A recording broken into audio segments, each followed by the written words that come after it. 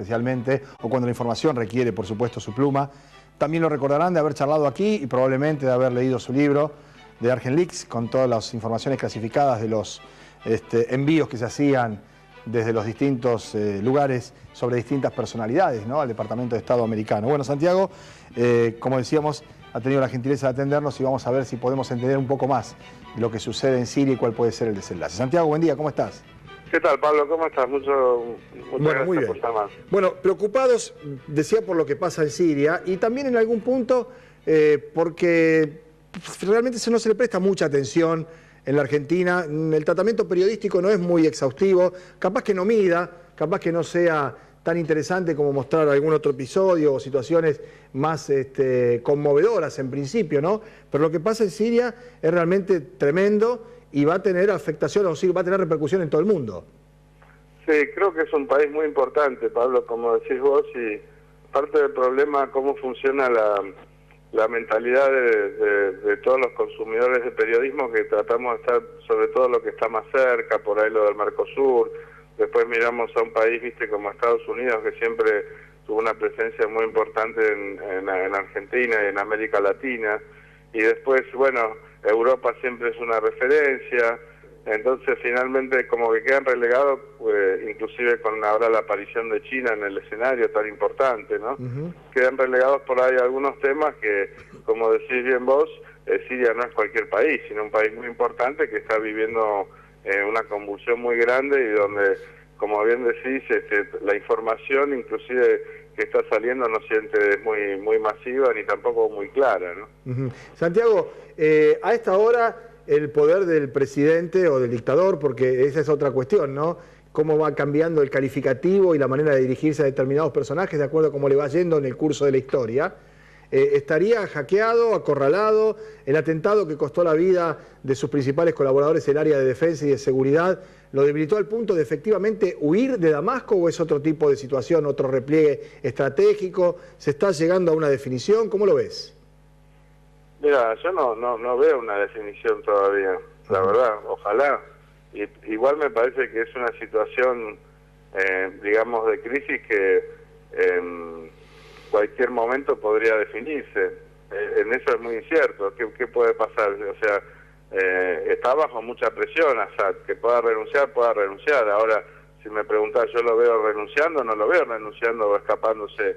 Ahora, también el nivel de poderío de combate que se está dando ahora ya en las calles de Damasco es muy difícil de medir. Si bien ahora hay observadores de Naciones Unidas y ha ingresado cierto nivel de prensa internacional a Siria. Recordemos que hasta hace unas pocas semanas no había casi, salvo la agencia oficial siria y lo que podían ser algunos portales de internet que, digamos, también aportaban información o grupos supuestamente de derechos humanos sirios, muchas veces ubicados fuera de Siria, eran los que proveían la información. Entonces, el nivel de convulsión o de debilidad de Assad, yo por lo menos no lo veo, pero por ahí es mucho más fuerte de lo que imagino. Claro, Santiago, ahora, la posición de Estados Unidos suele ser determinante en cualquier tipo de conflicto de estas características, en cualquier lugar del mundo, y más en Oriente, ¿no? Sobre todo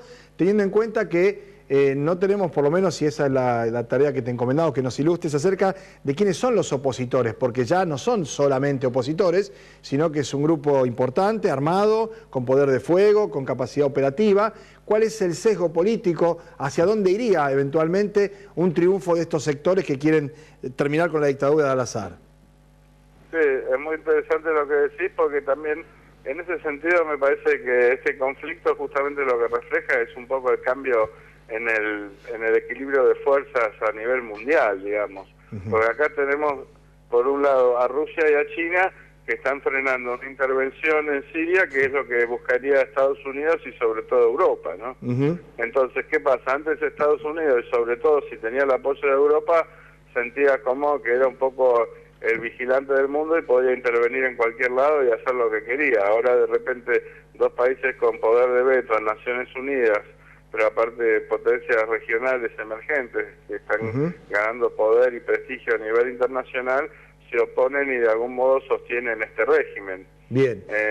me parece que con respecto a lo que decías sobre la oposición también es muy interesante, ¿no? Ver quién es la oposición y sobre todo cómo se gesta esta oposición, porque yo creo que es clarísimo y nadie lo va a discutir de que hay acá obviamente una intervención activa de países extranjeros en proveer armamento y apoyo logístico a estas tropas que si no de ninguna manera podrían, digamos, tener la capacidad operativa que tienen en este momento en Siria. Claro, porque además, Santiago, esto no se puede equiparar a lo de Egipto, ¿no? Porque en Egipto hubo elecciones luego y el ejército decidió fichar con el nuevo presidente que hasta 6 meses antes por el Departamento de Estado norteamericano formaba parte de una organización que estaba en la lista de los grupos terroristas, ¿no? Porque es un musulmán, ¿no? El que reemplaza a Mubarak. Yo creo que por un lado no se puede comparar, digamos, con Túnez o con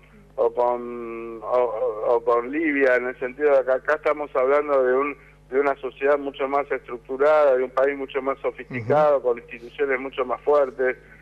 Digamos, estamos hablando de una de las grandes potencias árabes, y en eso para mí se puede comparar con Egipto, y me parece que se puede comparar con Egipto, si bien como decís vos, que ahí no hubo, digamos, una guerra civil, sino, digamos, una serie de protestas que fueron algunas reprimidas y después el ejército como que prácticamente se hizo cargo de la transición. Claro. No sé si podría ser eso lo que pase acá. Porque yo no me imagino a los rebeldes, así llamados ahora al Ejército de Liberación Sirio, llamando elecciones después de haber puesto todo el cuerpo y toda la sangre y toda la lucha a lo largo de este tiempo, ¿no? Bueno, ahí de vuelta, volvemos a quién es el Ejército de Liberación Siria.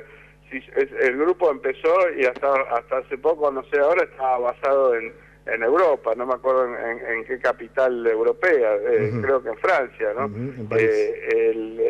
Después rompió el Ejército de Liberación Sirio, que teóricamente son, digamos, desertores del ejército sirio, rompió con esta organización que era la principal organización política. En fin, yo lo que creo que hay, obviamente, un montón de colaboración de afuera, pero evidentemente también algo pasa adentro, porque los que ponen los cuerpos, los que mueren, no la gente que todo el tiempo está ahí en estado, digamos, que pareciera que es gente siria, ¿no? Entonces, ¿qué legitimidad tiene la oposición? ¿Para qué lado va a ir? Y en eso me parece que podemos pensar un poco en lo que está pasando en Egipto, donde también hay una mayoría que apoyó a los hermanos musulmanes, pero el ejército medio que no termina de entregar el poder al gobierno electo. Podría pasar algo similar en Siria, supongo, pero creo que todo eso lo vamos a ver a futuro. Claro, y dejando pasar el tiempo, ¿no? Pasa que entre tanto hay situaciones tremendas, ¿no? Como lo que hemos visto en los reportes internacionales. Realmente, me parece que eso es lo más importante y por eso me gusta, Pablo, viste, que tomes un tema así, porque hay informaciones bastante creíbles digamos, de matanzas terribles de los dos lados, pero sobre todo, digamos... De parte del gobierno y la represión que ejerce, ¿no? Santiago... Bueno, y que la represión del Estado, digamos, siempre me parece que tiene un grado de alerta, digamos, y de peligro es mucho mayor. Por supuesto. Y que esos crímenes se están cometiendo y que habría que buscar una manera de pararlos y también de no estar haciendo hipócritamente, hablando de paz cuando se llena de armas y de guerra a la zona. Son un par de conceptos que, bueno, me parece que podríamos pensar, ¿no? De acuerdo. Santiago, como siempre, ha sido muy gentil y probablemente más adelante volvamos a molestarte, ¿eh? Bueno, te agradezco muchísimo, Pablo, por el llamado, ¿eh? No, por favor, un gran abrazo. Santiago O'Donnell, columnista de política internacional, uno de los analistas más lúcidos que tiene la prensa argentina. Al que le interese puede leer sus columnas, además, en Página 12. Cambiamos de tema,